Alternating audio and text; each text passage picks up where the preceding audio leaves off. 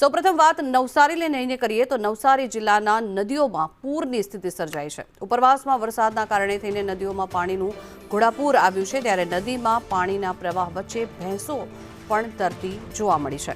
આ video social મીડિયામાં viral થયો છે।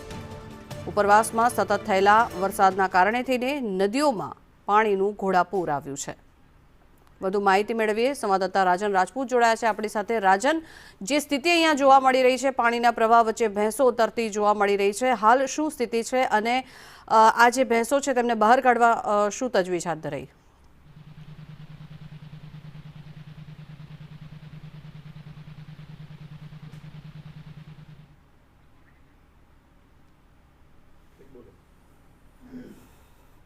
તો નવસારીના આ દ્રશ્યો જે સામે આવ્યા છે, નવસારી જિલ્લાની નદીઓમાં પૂરની સ્થિતિ અહીંયા સર્જાઈ છે, જેના કારણે થઈને ભારે હાલાકીનો સામનો કરવાનો વારો આવ્યો છે।